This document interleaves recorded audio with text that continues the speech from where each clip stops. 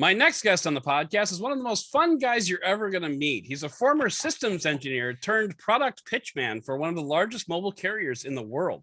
He's a self-titled how-to and unboxing guy over at T-Mobile, a product evangelist, if you will. If you've seen him flying through the air or swimming with the sharks, it's all in the name of the next epic unboxing. Des Smith from T-Mobile, welcome to the podcast.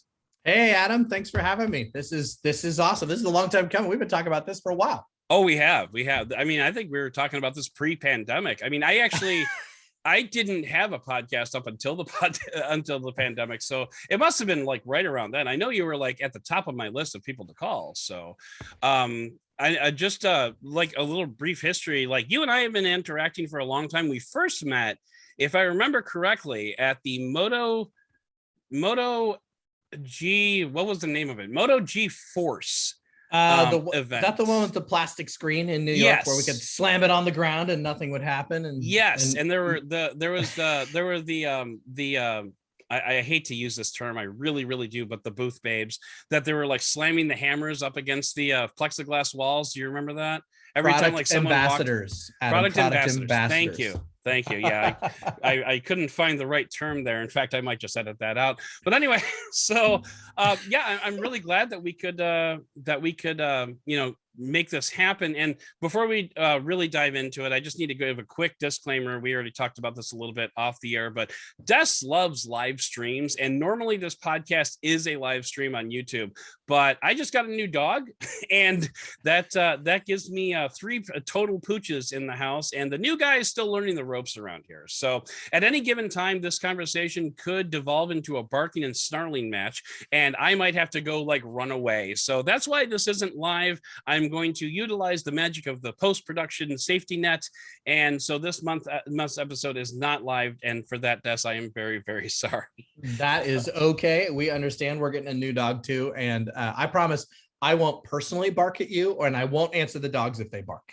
I appreciate that. I mean, I mean, you can bark at me if you want. I mean, honestly, if that's where the conversation goes, I'm not going to fight. Sounds good. But no, I mean, like one of the reasons I wanted to talk to you is you're kind of like a whole other level of nerd, like above me, because and like you're kind of like, I want to say you're kind of the T-Mobile equivalent of like a Miriam Jouar, because like you've got the engineering background, you've got the product background, and you've just got like this whole total package that is like a really I don't want to say unique, but it's a really, compared to like where I'm coming from, like from a consumer level, you know, we spent 10 minutes talking about what an SS7 engineer is before this, because I honestly had no idea. Yep. So, but you've been there and done all of that. So I just wanted to start off by just talking about like a little bit of your background. You've been an engineer, a product manager, a product evangelist. So basically you've lived the entire life cycle of a smartphone and mobile network. And that alone probably makes you the smartest guy in the room. So I really just want to kick back and listen to you say smart stuff for the next hour, if that's cool. Boy, no pressure. Right. So sure. No, so you have an engineering background, and we talked a little bit about being an SS7 engineer, and I'm going to spare you repeating all of that, but suffice it to say, you worked on like some of the infrastructure that phones work on these days, and then you kind of made a jump over into like the product development. And this is actually where I cut you off the air and said, let's talk about this, because you were an engineer and you were talking to some of the guys in the next cube over, and I will let you take the story from there. Yeah. It's really kind of, for me, it was right place, right time. I was just saying, I was the biggest phone nerd on the planet. Constantly reading these things called blogs on this thing called the internet. It was all new. And there were a couple, I was a huge Nokia like Series 60 fan, and this is back in before the N series, back in like the 3650s, 3660s. So that weird kind of almost hourglass shaped phone that had the circular dial pad on the bottom. And then the 6600, I think, was one where it was like a little kind of a diamond shaped phone. And then, gosh, there were so many great phones that I was always like trying to learn more about and the phones had cameras in them. And kind meanwhile, of. right? kind of like VG, like postage stamp size cameras. Always reading about, I remember there was one called the Neo Node. Do you remember Neo Node? It was a little tiny funny thing. Just so we're on the same page, I should mention that I didn't really get into the space until like the late aughts. So like when people are like talking about like the super old Nokias and the flip phones and stuff like that, you know, I had a phone, but I was not like a mega phone nerd until I was very late to the party. Well, that's okay. We'll get there in a minute. So long story short, I loved the European kind of this new smartphone thing that was coming out in the world that was primarily being spearheaded by Nokia and a little bit of Ericsson back in those days. And then all these weird little other startup companies coming out of Silicon Valley. And a good example and kind of the most, the biggest one for me that had influence on my life was Danger. So before it was a Sidekick at T-Mobile, it was the Danger hip top, and it was kind of rumored. And you can go to danger.com and see this snazzy product demo reel that showed this phone, like this thing, right? That could swivel open and you could send AIM instant messages and ICQ messages. And I was like, what is this? I have to have this thing. And being an engineer. And it wasn't called a Pro Max. And so that, that was back when phones had names. You're right. And it was like, it was a thing. But I was sitting in my engineering cubicle looking out a window in a rainy day in Seattle like it is today. And my buddy Jason was going back and forth to this supply closet behind me. There was a locked door, and it was probably a room about the size of this small little home office I'm sitting in. And I would, I'd say, hey, Jason, and he worked in product development with a couple other friends of mine. And I said, what do you got in the closet? And he goes, you really want to see? And he goes, I noticed over your shoulder that you were looking at that Danger phone. And I was like, yeah, have you seen this thing? He goes, come in here. And you unlock the closet and open the door, and there were Danger hip tops as far as the eye could see. Wow. And I was like, wait, we're going to launch this thing. And, that was it. I was hooked. T-Mobile was doing something cool. I didn't have to import all these crazy Nokias and Ericssons anymore. We were going to have this cool thing. And I was like, how do I get to do that? And that was it. I eventually kind of horizontally moved out of my network engineering role into a product engineering role. And I started writing requirements for multimedia related functions, for sending for how a phone might play an MP3 or how a phone might record a video, things like that. And then into product development, working on, and this is maybe kind of where you came in on, razors, crazers, rockers, risers. I had all the Motorola devices, and that was fun. They weren't smartphones like I wanted, but we were launching Sidekicks at the same time, kind of in tandem, and we were probably on maybe a Sidekick 2, and I was helping with beta tests and things like that with my friends who were the product leads on those devices. And then one day, as I was product manager for the Motorola Sidekick, the Sidekick Slide, the most horrendous Sidekick we ever made. And it actually wasn't terrible. The idea was to bring a Sidekick to the masses. But the Slide was not a swivel hinge. And at the last minute, there was a hardware change made by our partner that allowed the removable battery to kind of jiggle around inside the device. And that device constantly powered off thanks to a loose battery, because someone decided the battery was a little too tight in the battery tray. But you always learn from things like that. But that was my first experience on a Sidekick. Then I did a Sidekick 2018. I did the Blade, which was a sharp Sidekick, and worked on a lot of that kind of stuff. But then I had a really cool experience. One day my boss hauls me into his office and he goes, Des, I need you to get on a plane tomorrow. No questions asked. You can't tell anybody where you're going. And when you come back, your desk will be gone. And I was like, so okay. Am I getting fired? This sounds great. Sign me up. And the next day I was in Mountain View, California, in a room with Andy Rubin and Hiroshi Lockheimer and the Android product team, and we were working on what would eventually become the HTC Dream and T-Mobile G1. Wow. And so that was about a year of development with those guys, and it was T-Mobile US and Deutsche Telekom T-Mobile. So we had some German friends in the room too, and everybody was working on their requirements and bringing their experience about what was great about devices and how could they work best on our network, and what kind of cool things the Android guys were cooking up.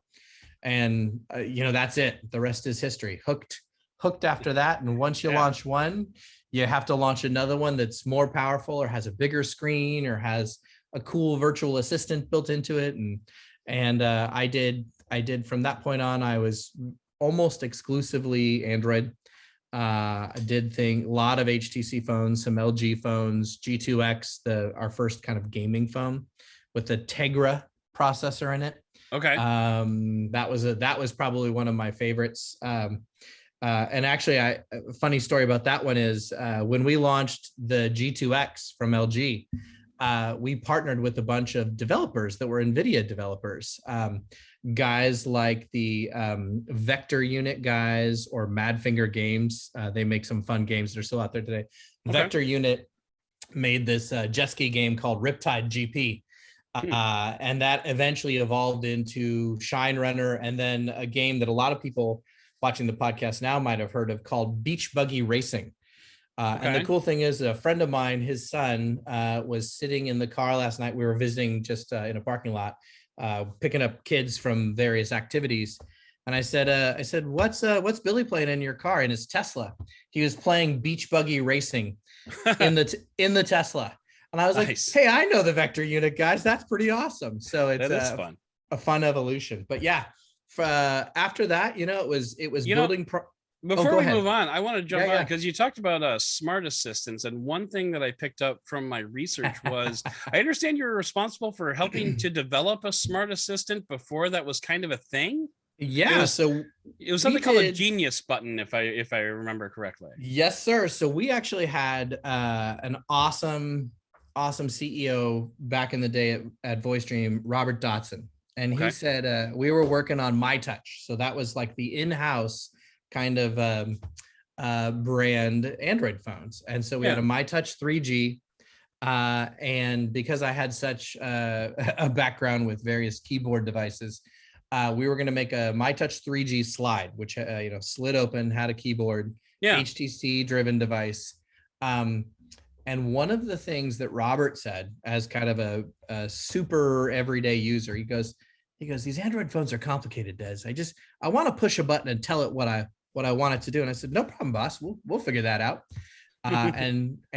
So we went out and created the Genius button, as it were. So we replaced the search key on Android. Early Android devices had home, back.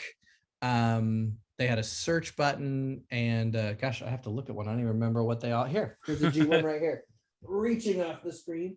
Home, back, maybe a power button. Oh, a menu button. They had a menu button for crying out loud. These are physical buttons that we're talking about. These are here, physical buttons. There it is on a G1 right there. Awesome. And a search button. So Google wanted a search button, of course, on the phone. We decided to replace the search button with the Genius button, and you could push it and tell it what you wanted the phone to do. So you could find something like on a map, you could search for something on the internet, you could call someone, or gosh, I can't even remember what the fourth thing was, but there's videos out there if you search for Genius button on YouTube. We knew we had his seal of approval when he pushed the Genius button for the first time and made a request, and he looked up at us and he goes, "That's cooler than chili dogs." So everything had to be cooler than chili dogs after that. But yeah, we have a couple patents around Genius button for what it does and how it interacts with folks. And that was on MyTouch devices for a little while. And that kind of awesome. predates Siri and Google Assistant, all those fun things now. Yeah. So yeah, it was fun. That was, but that's what we did back then. Is when you had a product and you needed it to do a little more or differentiate itself, you went out and developed. You concepted it, you did a little research, and you developed it. We had on other MyTouch devices, we had ideas of taking some pictures and then having an algorithm go in and look for eyes that were open, or people smiling, or Okay. maybe the picture was taken on a date that there was a note in your calendar that was someone's birthday. So it would actually score that picture a little higher. And then we would surface those pictures back up to you and offer to put them in kind of put a copy of them in an album, like your best picks. Yeah. As well as we would also offer to print them through a printing service, and then have them sent to your house. Because back in those days, people still like to touch physical pictures. Yeah. Right? Yeah. I remember those days. So. You would put them into frames, and it would just be that one picture. It wouldn't rotate through pictures. Right. If you wanted a different picture, you took the back of the frame off, took the picture out, and put a new one. Yeah. Very, very analog. Yeah, it reminds me of the one time I put a video, just a really stupid video, up on Instagram where we were using a paper map to drive along the Appalachian Trail, like the Skyline Drive, that goes. And so I was pinching on the map, and I'm like, this thing doesn't work at all. I can't zoom in. Zooming in is just bringing it closer, right? Yeah, exactly.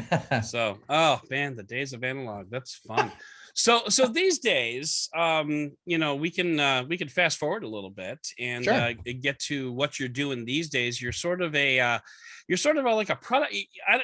Your job title is a little nebulous because you're like a product guy. You do like social media videos. You do like press events and stuff like that. So like, what are you doing these days for the team? So I am I'm a director of creative content for devices and products. Okay.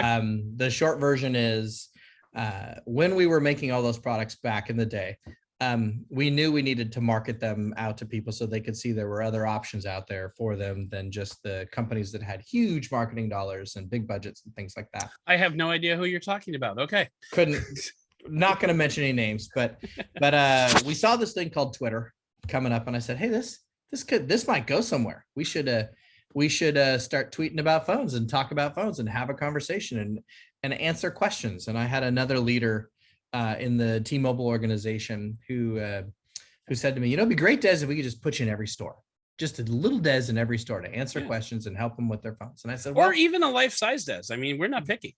That small Des might fit on the counter better, but that's true, and it'd be easier to ship. Okay. Yes. Yeah, true. Less holes in the box, especially if we don't have to strip a charger with you. Right, exactly. just a couple of power pellets, and I'll be good to go. Yeah, exactly. So I said, well, social media seems to be a thing. Let me try creating this persona and see if I can help answer some questions. And if it goes somewhere, great. And so Ask Des was the handle I created. It was Ask Des a Question. And sure enough, slowly but surely, it's all organic. I've kind of nurtured that along, and I answer T-Mobile related questions. I answer personal questions. I have friends and family that ask me that kind of stuff. And it's just one of those things where, how can we help be helpful and kind of have fun, announce new products and things like that? Because one thing I saw a lot of folks doing these unboxings and things like that. It was very canned. It was at a table with a cool light, maybe a big monitor or something behind you or in front of you. And it was beautiful panning shots of the backs of phones and fronts of phones. But really, it wasn't a conversation like you and I are having, where it's like, you want to know, oh yeah, let me show you. Let me grab my iPhone and we'll make it work. Let me grab my Android device and we'll figure it out. And so it needed to be more conversational. But then, as you know, in social media, sometimes it has to be a little crazy. You have to, everybody's like, you got to make a viral video. And I was like, well, I'm not a video guy, or I wasn't back then, so to speak. And so I was like, okay, well, we have this new Galaxy S6. This is kind of really when it got serious. Yeah. Galaxy S6. And I said, well, they're going to announce it at Barcelona at Mobile World Congress. Can I fly to Barcelona? They're like, no, you don't have any budget. Oh, there's the dogs. The dogs want to go to Barcelona too. So I didn't have any budget. So I recruited a small agency, some friends of ours, and said, hey, I have this idea.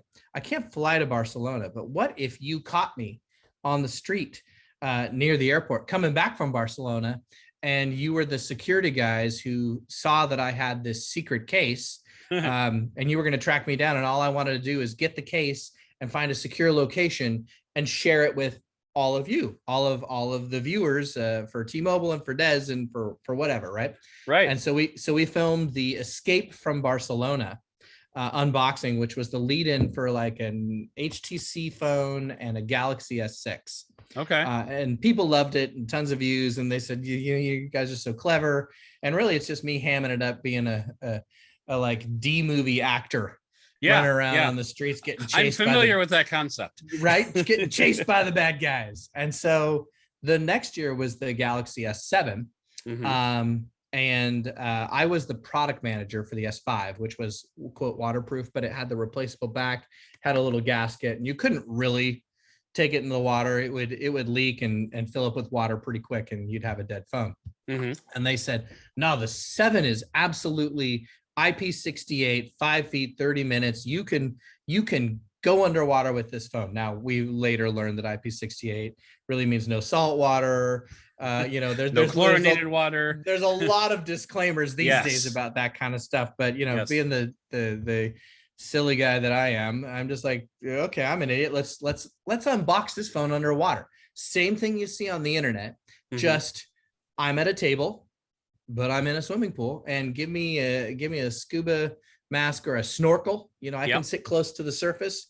And again, budget being not much, and me being a D movie actor, it was okay. Let's give Des a magenta snorkel and a magenta mask, and put him in a pool, and we'll go from there. And that was our first kind of crazy, fun, really wild unboxing, which was me in a swimming pool unboxing a waterproof phone, showing that it was waterproof. Where I thought you were going with this was when you first came to my attention was when you did an unboxing on a water slide. And for the life of me, I can't remember which phone that was. We can talk about that. Okay, yeah, absolutely. Let's talk. So after the snorkel unboxing, the underwater unboxing, then we had the S8 the next year. And the S8 was like, okay, what are you going to do to be cooler than the underwater unboxing? And I was like, and I was being a smart ass as usual. And I was like, how about unboxing underwater with sharks? And then thinking, okay, after we do sharks, we're going to do sharks with lasers, right? Just, this stupid stuff in my brain. And they're like, okay. So I had been at a zoo here in the Seattle area, the Point to Find Zoo down in Tacoma, and they have an aquarium.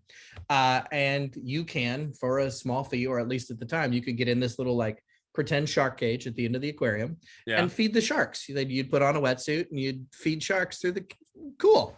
And I was like, I bet you could just put a GoPro like on the outside of the cage, looking back at me, and I could be this idiot in this shark cage. In a shark tank. Right? Unfortunately, my friend Daniel, the producer who helped me out with this, called up the Point to Find Zoo, and the sharks had a virus and they were under quarantine, and you couldn't have humans in the tank with them.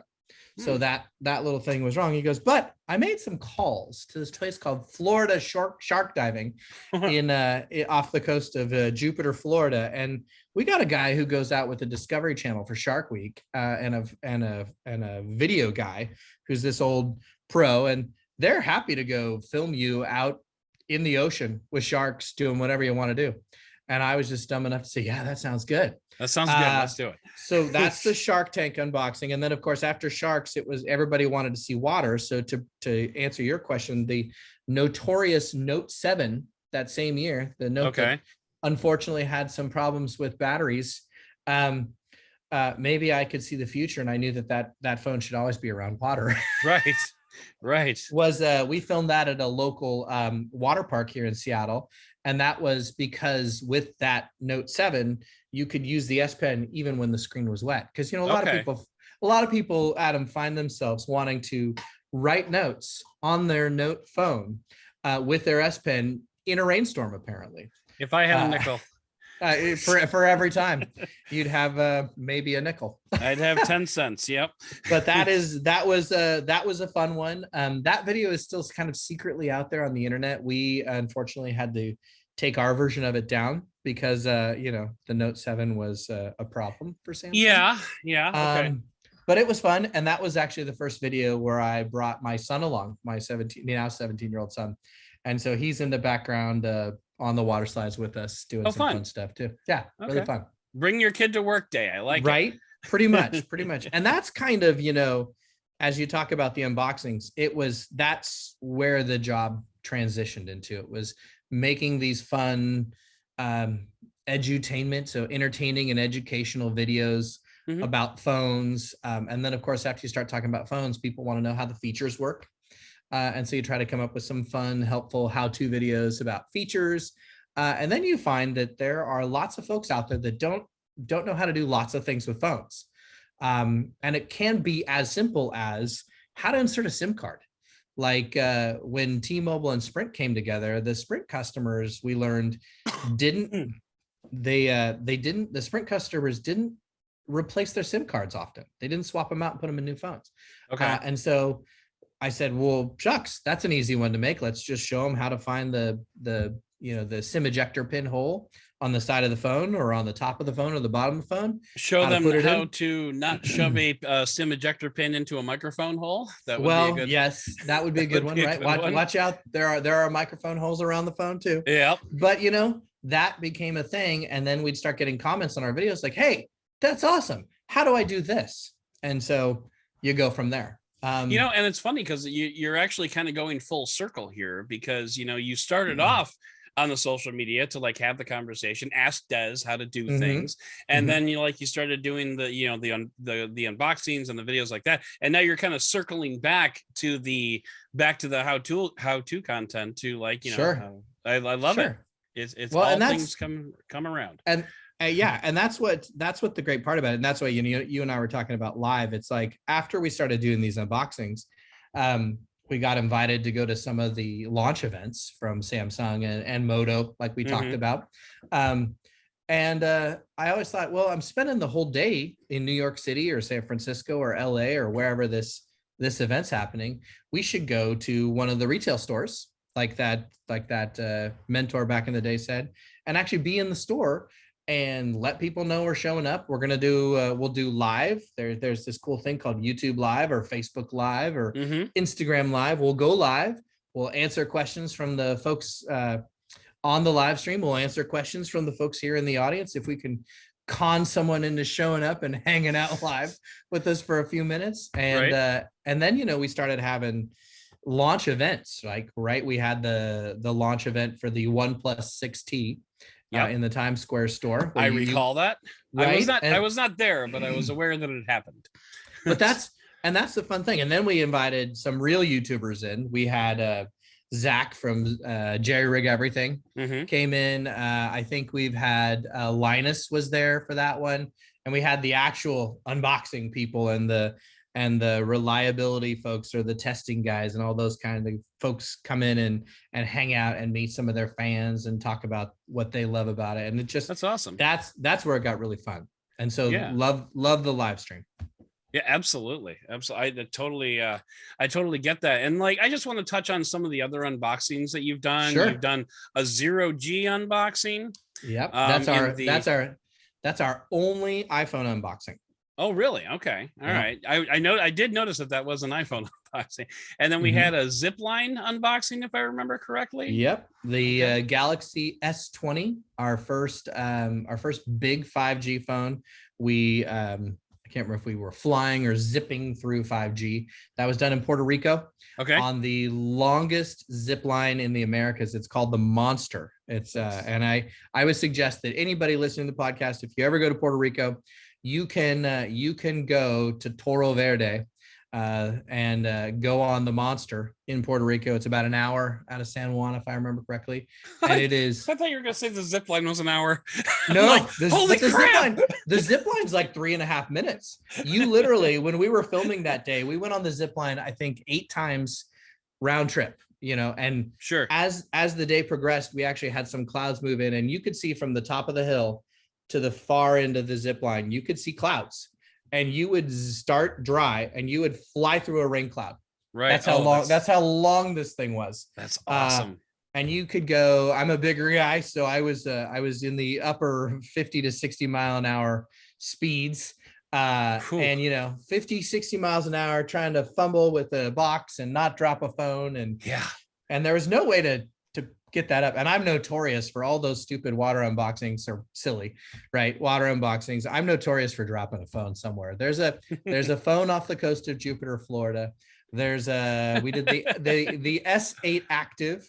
We made it look kind of like a Casey Neistat vlog in Santa Monica area. And we went to the Santa Monica Signature Store, which is a T-Mobile store out there. Shout out to those guys. And we were on the Santa Monica Pier, and we went surfing. We went on the roller coaster and all these things. And yes, in the surfing moment, my GoPro mount stuck to my surfboard, popped off, and that there's a S8 Active in the ocean there, about 100 yards to the south of the Santa Monica Pier. You heard it here, folks. Let the treasure hunt commence. But awesome. Yeah, but it's been fun. What other ones you want to know about? We did 0G for the iPhone. Yeah. We've done rally cars for an LG phone. Nice. Which one?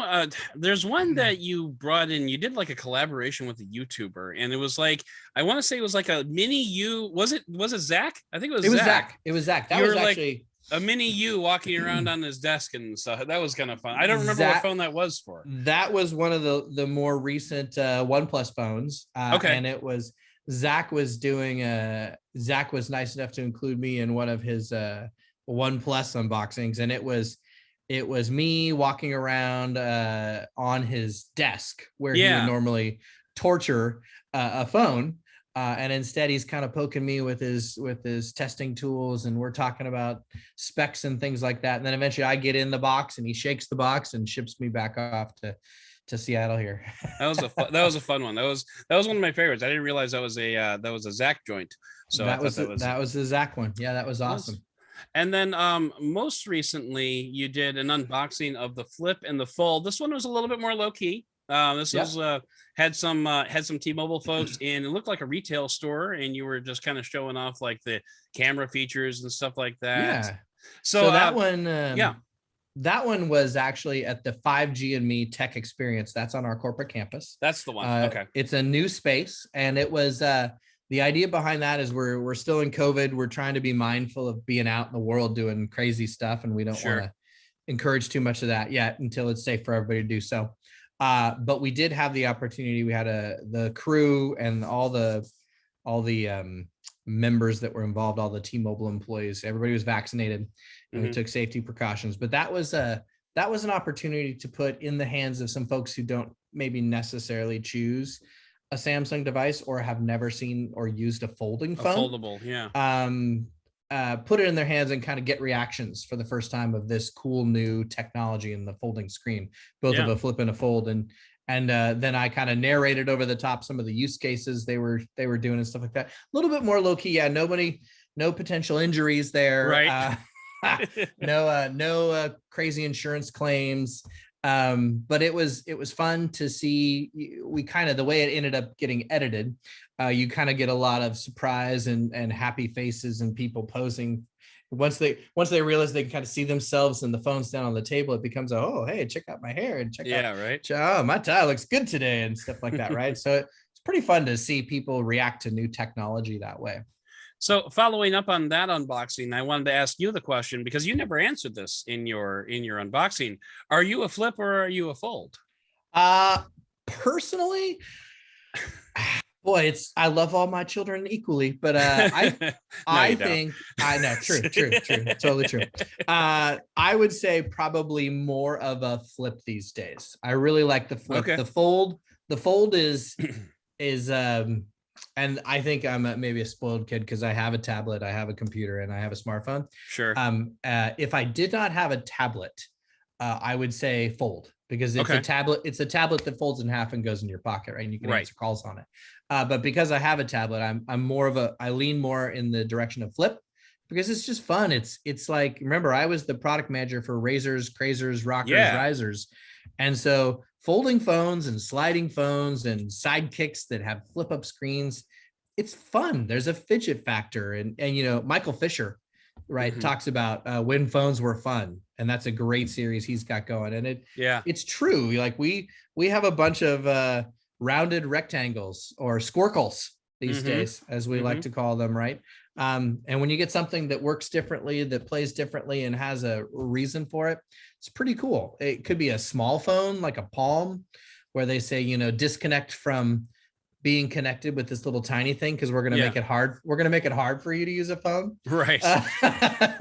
Or a flip, where it's a folding screen that you know, you can do a little triage. You can see an important message that comes by, and then flip it open and answer if you want. And then the fold, which is you can be totally functional, and then you can take it to the next level and watch a movie, right? So like on an airplane, if you're a traveler or a business person, and as we get back into people doing more of that, there's a great example where the fold is like the road warrior creator. I could see someone using an editing app and editing video if they needed to on a fold, if they wanted, if they were so inclined to do so. That sounds like a Juan Bagnell video waiting to happen. So exactly. So, okay. So I wanted to touch on a couple more things about the unboxings. Yeah. And I want to just kind of the unboxings that you did, which one stands out to you as like your favorite? Like, this is the one, like, if anybody wanted to know, hey, Des, hey, Des, I want to watch one of your unboxings. Which one are you pointing them towards? Well, the Sharks is the one we're probably most noted for. Okay. But I think the one that I honestly, there are a couple of LG unboxings that where with the LG team, we always kind of talk to our partners, our OEM partners, and say, you know, what's your desire for this phone? And, you know, the Samsung phones are about how you can live your best life with their products. And so we get to go on adventures. And the LG guys always, you know, we had this desire to have them be cool. I think you know, unfortunately LG is no longer with us, right? But there were some, right? Take a moment. There was always I have an LG fridge, so there's perfect. I have an LG TV, works great, right? There you go. But we don't have phones anymore. But they definitely, we always thought that they had some cool things. Like I said, when we were talking, the LG G2X was the first kind of NVIDIA Tegra processor gaming phone. They have always had some cool stuff, and maybe they didn't get credit for it. So we were always trying to do something cool with LG.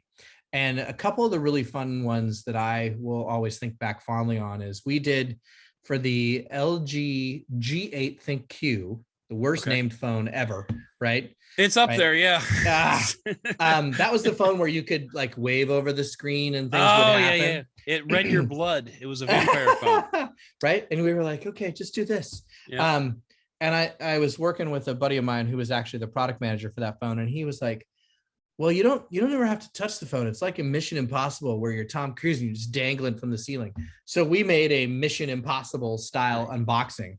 Very cool. That looks exactly the same. I mean, I'm no Tom Cruise, but it is pretty funny to see me suspended by wires in the trying to get the knock list, if you will, from Langley at the CIA headquarters. So that's a fun one. And then we did kind of the last LG one that was really big for us was we did an Indiana Jones style unboxing, which was the Velvet, if you'll remember. I recall that we did with new technology, the same technology they actually use to make the Mandalorian.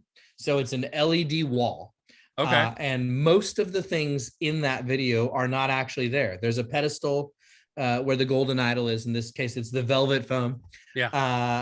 And I have to do a little bag of sand kind of swap, but it's with the box. So I'm going to grab the Velvet and put the box there. Mm-hmm. And of course, you know, you have to get the weight just right. So if I put the SIM card in the box, that should be the right weight. And of course, the engineering guys yelled at me. They're like, no, people have to use the new SIM card in the phone. So I got yelled at by engineering for not demonstrating how to properly. It's creative license. Exactly. So for everybody listening to the podcast, please always use the latest SIM card that comes in the box in your phone. And make sure you put it into the phone, not on the pedestal where you got the phone. Because as you can see from the video, the box sank. I had a big bowler chasing me down the hallway. That's tons of fun. So those were fun. But Sharks, man, I'll tell you, I actually got here. I'll take my Galaxy Watch off real quick. Okay. And as a memory, it's upside down, but a shark tattoo there, and Very cool. That is I would say if you ever are crazy enough to try it, go swim with sharks. It's something else. They're awesome creatures. They're, you know, we talk about, you've got dogs. They're kind of like big dogs of the ocean. They seem to be very, and now in my experience, limited experience, they were very cool to be around. They were very curious, but actually quite nice. And you almost wanted, like, they had that kind of mannerism, like, hey, what are you doing out here, you goofball? You shouldn't give them a cuddle, right? Give them a big bone and hope they just go away and gnaw on the bone and not on your leg. There you go.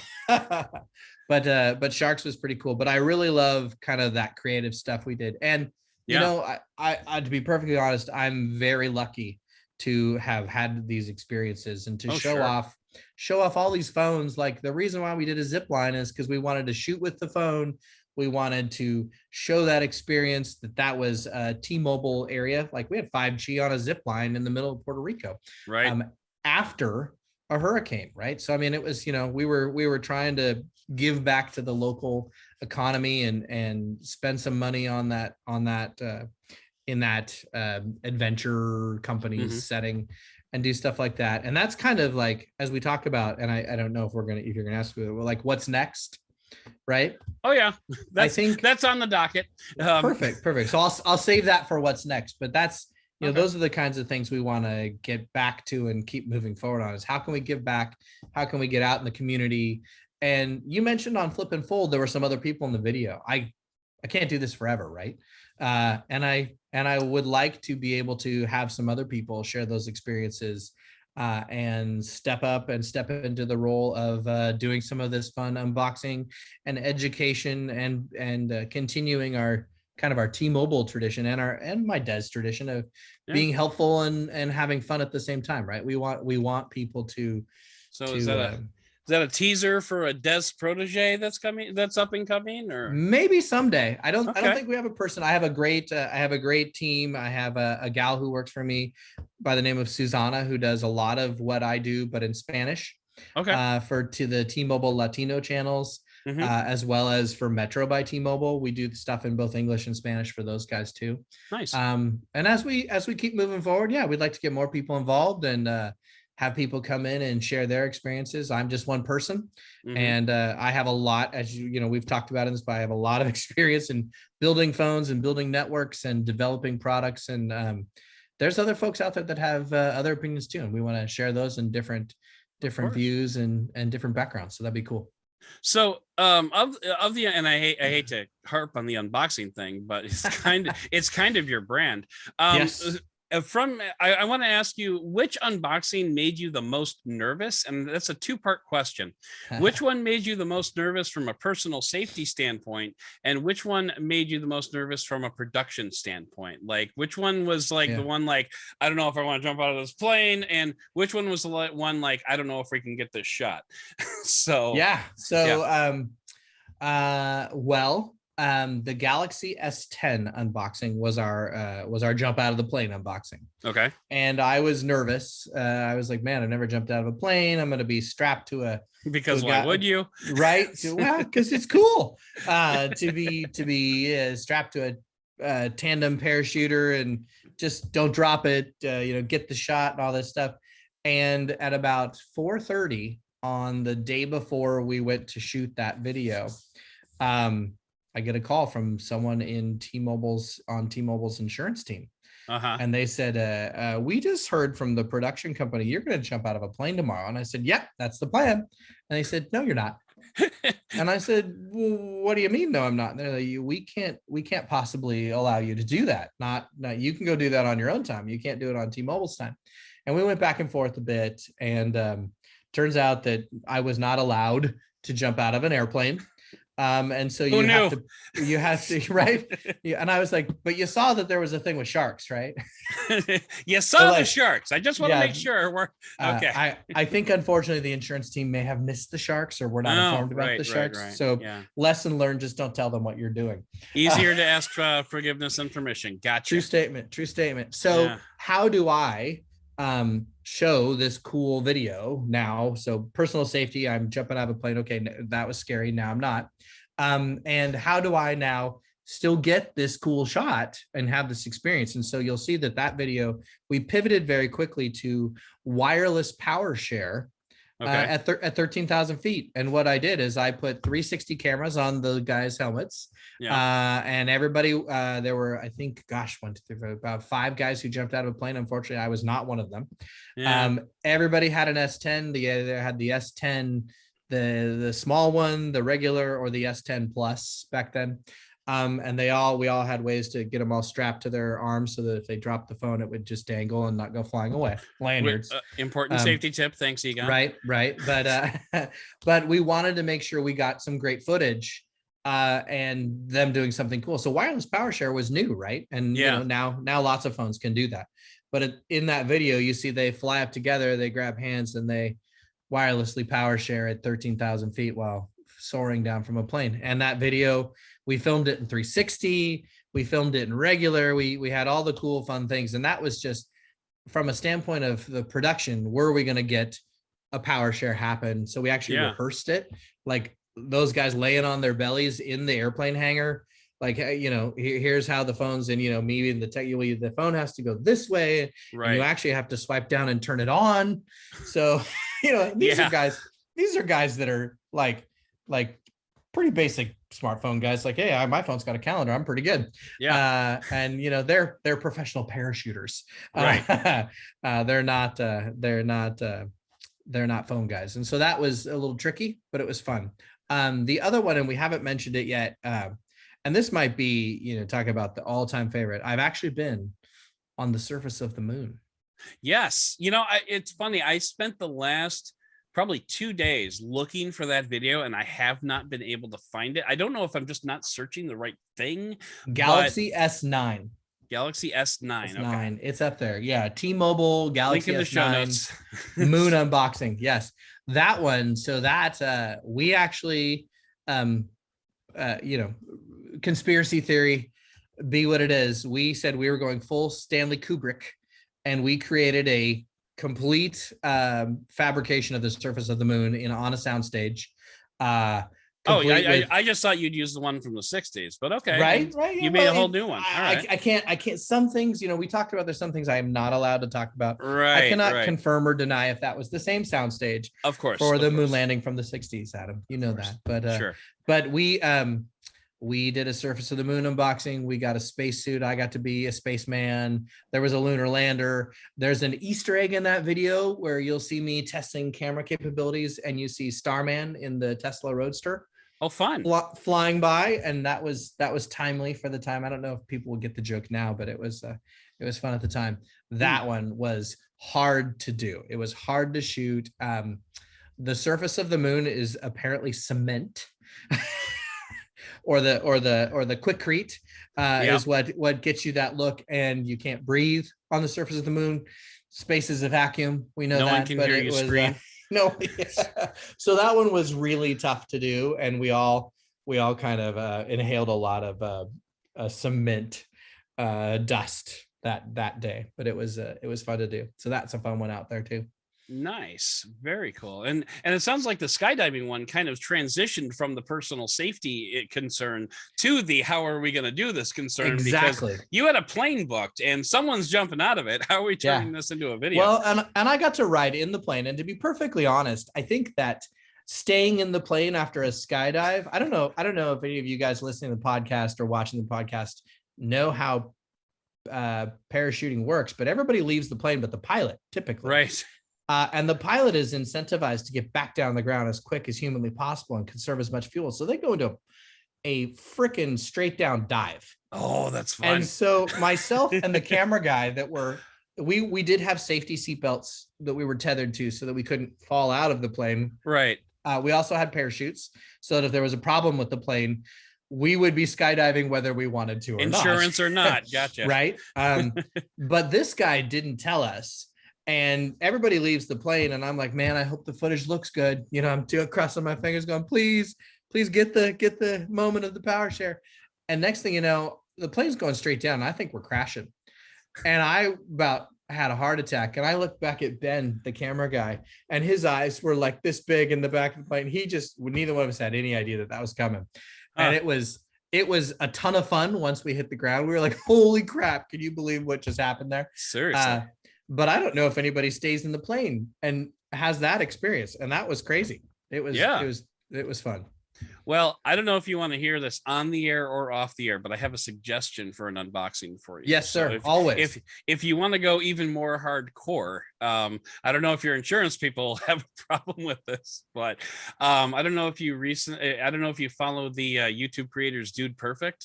But they just did a bucket list episode. Okay. And one of the guys, they all end with Ori, so I don't know if it was Corey or Rory or whatever. Anyway, one of the guys, the tall guy, I'll say that, was, I want to say, up near Seattle. And he did this experience where you actually climb out onto the top of a biplane and like stand on top of a biplane while it's like doing circles and loops and crap like that. So we have explored that option. Have you? Okay, we have explored that option. There Spoiler alert. I was going to say, I feel like we have a bucket list too. We've talked about that. We've talked about the very top of the Space Needle here in Seattle.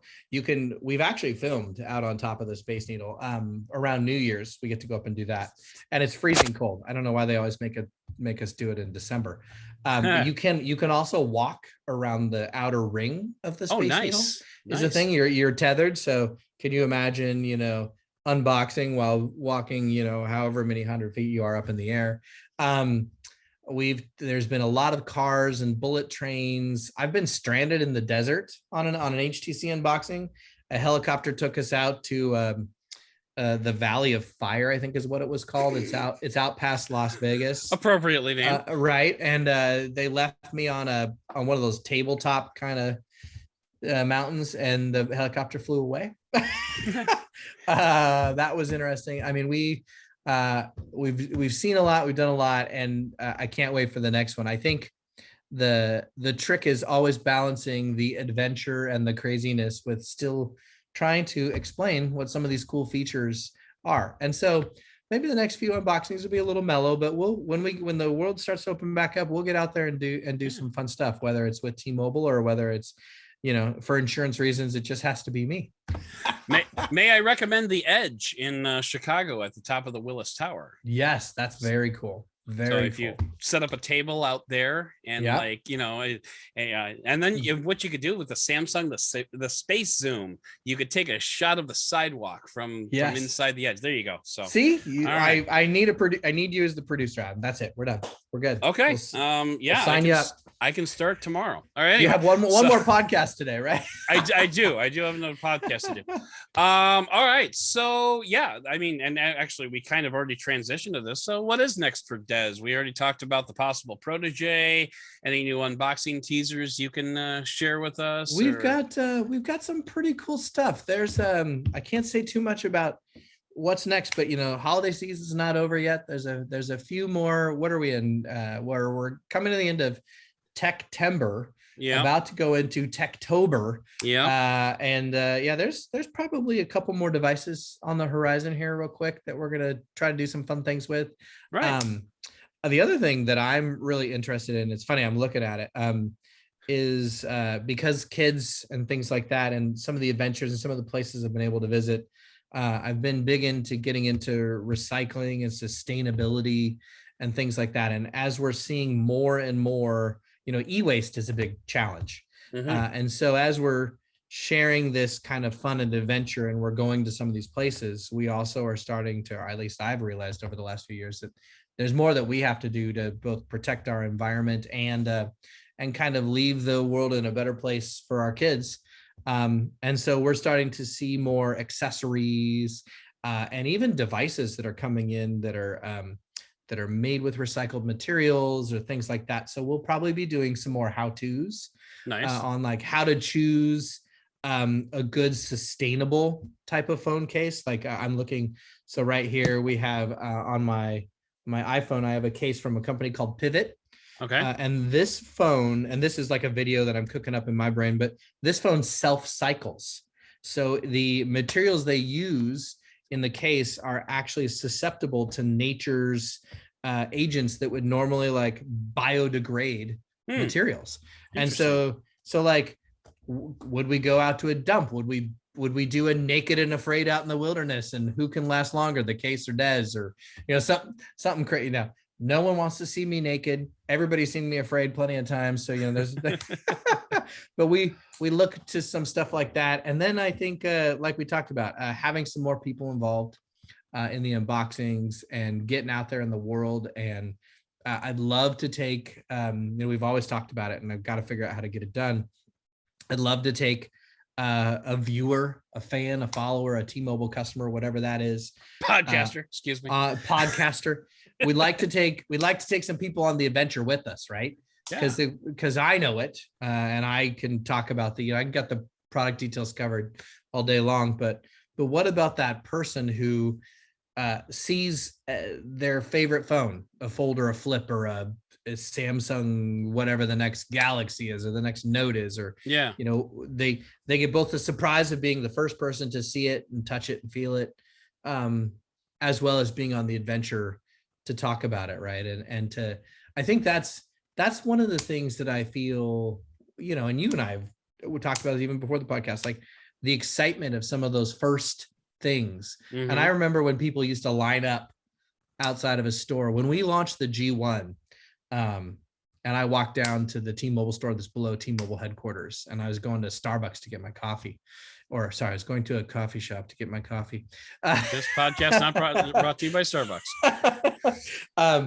There were like 8 or 9 people lined up outside the store to buy a G1, and you're like, wait, you're lined up to buy a phone and it's not from Apple?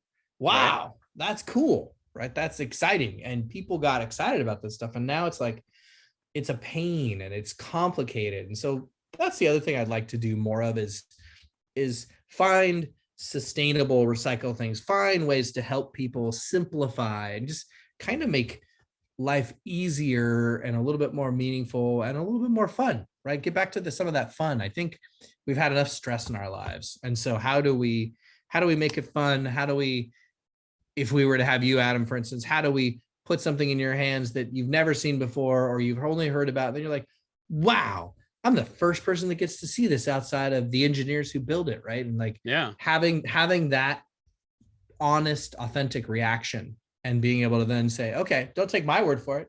What does Adam say? Yeah. Wow, it feels cool. It looks cool. Oh my God, the pictures are amazing. Whatever the case may be, whatever the thing is that they're big into, what the games on this phone are going to look greater. Or whatever the case is. Whatever, yeah. Right. So I guess it's kind of almost, it's like getting back to experiences. Yeah. And not just a list of specs while some bozo jumps out of an airplane or gets, flying down a zip line. Yeah, I don't even care about the phone. I just want to go on a zip line, man. Come on. Okay. Well, that's easy. That's easy. You can do Toro Verde. Unless I exceed the weight limit. But anyway. Oh, you'll be fine. You can do Toro Verde, the monster zipline. They actually in T-Mobile Distrito, which is like in Puerto Rico, it's this kind of like open air mall experience thing. They actually have a zipline built by the same guys right there in the mall. It's kind of like a fun entertainment. It's a little bit like there's a bunch of restaurants and bars and some shopping areas and a concert hall and zipline and an adventure park all in this thing right in San Juan. Nice. And so there's fun stuff like that. I mean, you can still get out there and zip line. Yeah. Yeah.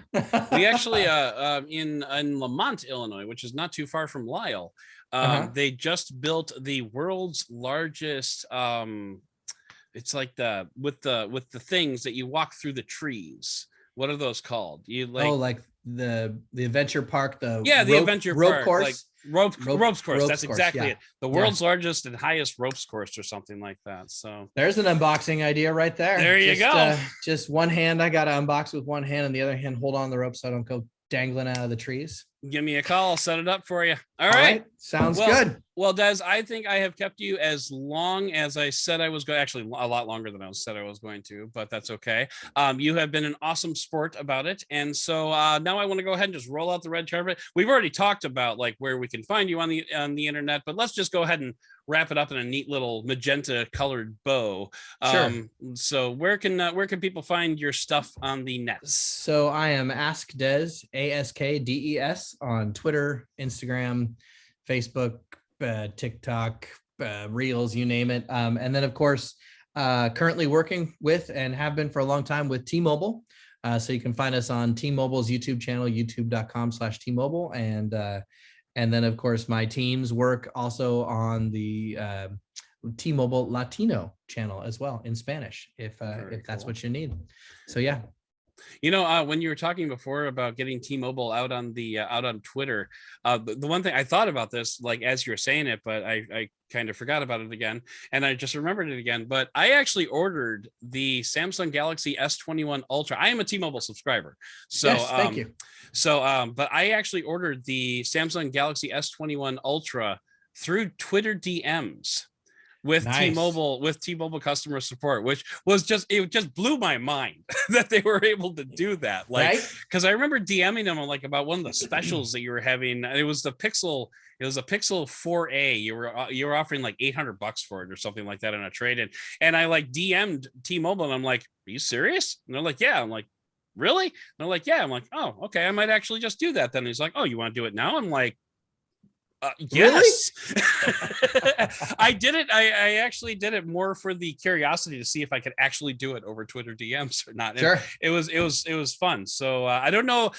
For the record, I don't know if the other guys can do that, but I know T-Mobile can. So if you ever want to order a phone from T-Mobile, hit them up on Twitter DMs and they'll take care of you. This is awesome. The T-Mobile help team are the best in the world. Michelle and the team who run that they're great people, and they are constantly looking out for our customers, and we appreciate them. Yes, absolutely. And I appreciate you for coming on to the show and for chatting with us about, everything Des and everything unboxing. It has been a real treat, and I hope we can have you on again sometime. Thank you, Adam. I appreciate being here. It's tons of fun.